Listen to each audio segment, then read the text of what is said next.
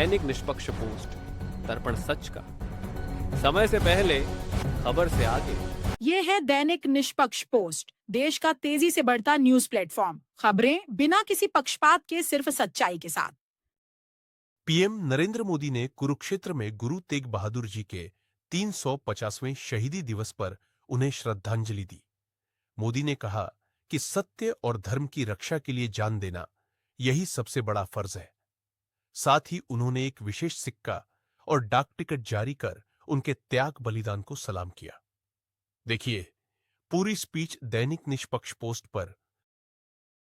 श्री गुरु तेग बहादुर जी जैसे व्यक्तित्व इतिहास में विरले ही होते हैं। उनका जीवन, उनका त्याग, उनका चरित्र बहुत बड़ी प्रेरणा है। मुगल आक्रांताओं के उस काल में गुरु साहब ने वीरता का आदर्श स्थापित किया। हम सब जानते हैं कि श्री गुरु तेग बहादुर जी के शहीद होने से पहले क्या हुआ था। मुगल आक्रांताओं के उस काल में कश्मीरी हिंदुओं को जबरन धर्मांतरण किया जा रहा था। इस संकट के बीच पीड़ितों के एक दल ने गुरु साहब से सहयोग मांगा। तब से गुरु साहब ने उन पीड़ितों को जवाब दिया था कि आप सब औरंगजेब को साफ साफ कह दें, यदि श्री गुरु तेग बहादुर इस्लाम स्वीकार कर लें तो हम सब इस्लाम धर्म अपना लेंगे। साथियों, इन वाक्यों में श्री गुरु तेग बहादुर जी की निडरता, उसकी पराकाष्ठा थी। इसके बाद जिसकी आशंका थी वही हुआ। उस क्रूर औरंगजेब ने गुरु साहिब को बंदी बनाने का आदेश दिया, लेकिन गुरु साहब ने खुद दिल्ली जाने की घोषणा कर दी। मुगल शासकों ने उन्हें प्रलोभन भी दिए, लेकिन श्री गुरु तेग बहादुर अड़िग रहे। उन्होंने धर्म और सिद्धांतों से समझौता नहीं किया और इसलिए उनका मन तोड़ने के लिए गुरु साहब को पथ से डिगाने के लिए उनके सामने उनके 3 साथियों, भाई दयाला जी, भाई सतीदास जी, भाई मतीदास जी की निर्ममता से हत्या की गई। लेकिन गुरु साहब अटल रहे, उनका संकल्प अटल रहा। उन्होंने धर्म का रास्ता नहीं छोड़ा। तब की अवस्था में गुरु साहब ने अपना शीश धर्म की रक्षा को समर्पित कर दिया। साथियों, मुगल इतने पर ही नहीं रुके थे। उन्होंने गुरु महाराज के शीश को अपमानित करने का भी प्रयास किया, लेकिन भाई जेता जी ने अपने पराक्रम के बल पर उनके शीश को आनंदपुर साहब पहुंचाया। इसलिए ही श्री गुरु गोविंद सिंह जी ने लिखा है, तिलक जंजू राखा प्रभता का, तेग बहादुर सी क्रिया करीन किन्नु आन। इसका अर्थ था कि धर्म का तिलक सुरक्षित रहे, लोगों की आस्था पर अत्याचार न हो, इसके लिए गुरु साहिब ने सब कुछ न्यौछावर कर दिया। साथियों, आज गुरु साहब की इसी बलिदान भूमि के रूप में आज दिल्ली का शीशगंज गुरुद्वारा हमारी प्रेरणा का एक जीवन स्थल बनकर खड़ा है। आनंदपुर साहब का तीर्थ हमारी राष्ट्रीय चेतना की शक्ति भूमि है और आज हिंदुस्तान का जो स्वरूप शेष है उसमें गुरु साहब जैसे युग पुरुषों का त्याग और समर्पण समाहित है और इसी त्याग के कारण श्री गुरु तेग बहादुर साहब को हिंद दी चादर कहकर पूजा जाता है। साथियों, हमारे गुरुओं की परंपरा हमारे राष्ट्र के चरित्र, हमारी संस्कृति और हमारी मूल भावना का आधार है और मुझे संतोष है कि पिछले 11 वर्षों में हमारी सरकार ने इस पावन परंपराओं को, सिख परंपरा के हर उत्सव को राष्ट्रीय उत्सव के रूप में भी स्थापित किया है। हमारी सरकार को श्री गुरु नानक देव जी के 550वें प्रकाश पर्व पर, श्री गुरु तेग बहादुर साहब जी के 400वें प्रकाश पर्व और श्री गुरु गोविंद सिंह जी के 350वें प्रकाश पर्व को भारत की एकता और अखंडता के उत्सव के रूप में मनाने का अवसर मिला। पूरे भारत के लोग अपने मत, परंपरा और मान्यताओं से आगे बढ़कर इन योजनाओं में सम्मिलित हुए हैं। साथियों, हमारी सरकार को गुरुओं से जुड़े पवित्र स्थलों को भव्यतम और दिव्यतम रूप देने का सौभाग्य भी मिला है। बीते एक दशक में अनेक ऐसे अवसर आए हैं जब मैं व्यक्तिगत रूप से गुरु परंपरा के आयोजनों का हिस्सा बना। कुछ समय पहले जब अफगानिस्तान से गुरु ग्रंथ साहब के 3 मूल स्वरूप भारत आए थे तो यह हर देशवासी के लिए गौरव का क्षण बना था। साथियों, हमारी सरकार ने गुरुओं के हर तीर्थ को आधुनिक भारत के स्वरूप से जोड़ने का प्रयास किया है।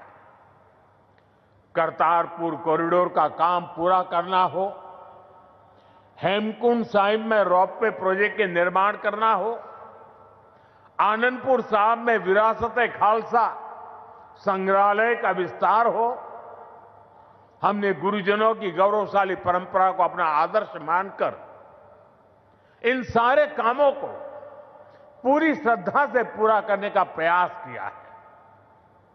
साथियों, हम सभी जानते हैं कि कैसे मुगलों ने वीर साहिबजादों के साथ भी क्रूरता की सारी सीमाएं पार कर दी थी।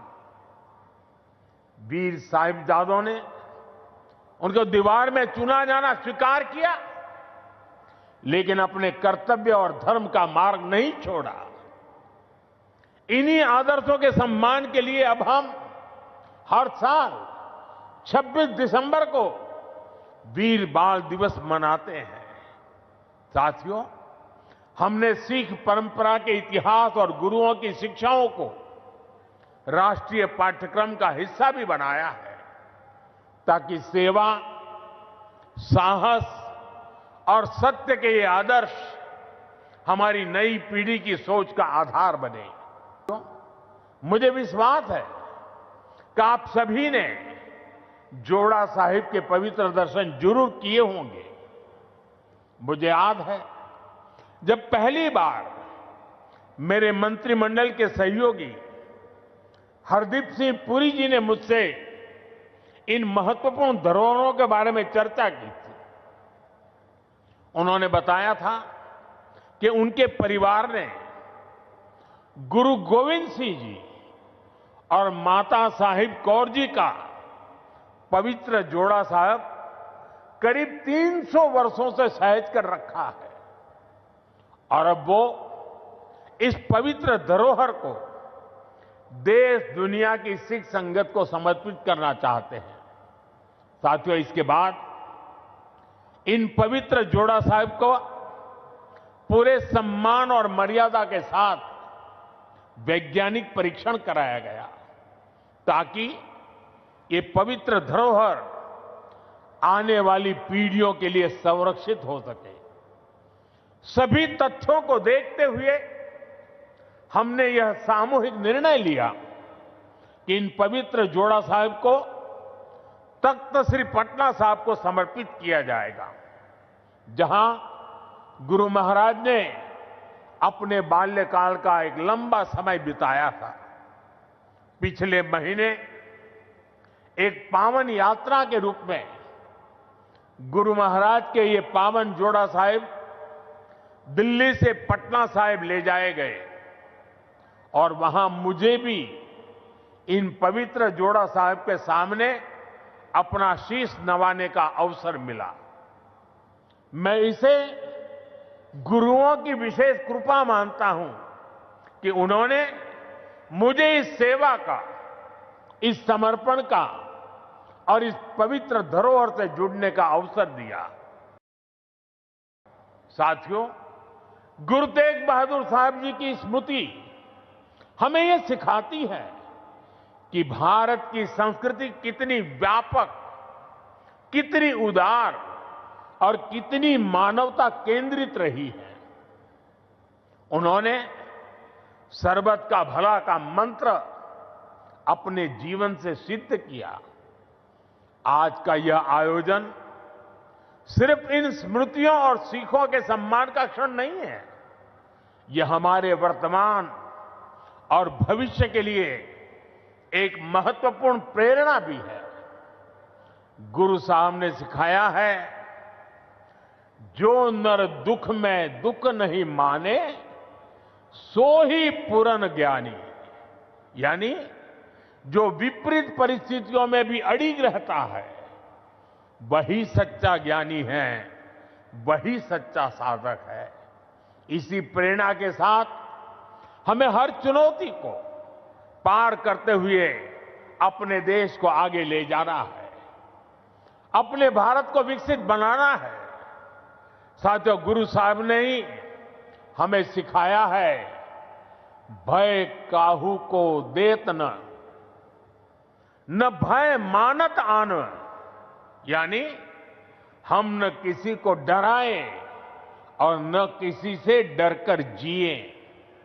यही निर्भयता समाज और देश को मजबूत बनाती है। आज भारत भी इसी सिद्धांत पर चलता है।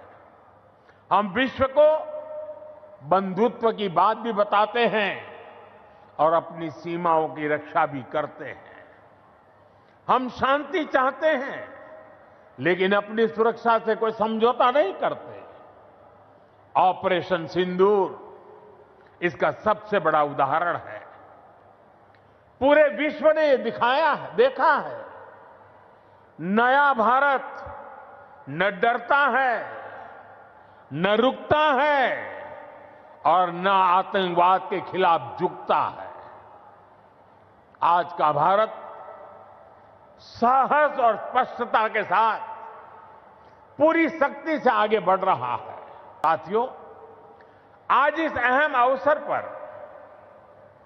मैं हमारे समाज से, युवाओं से जुड़े एक ऐसे विषय पर भी बात करना चाहता हूं जिसकी चिंता गुरु साहब ने भी की थी।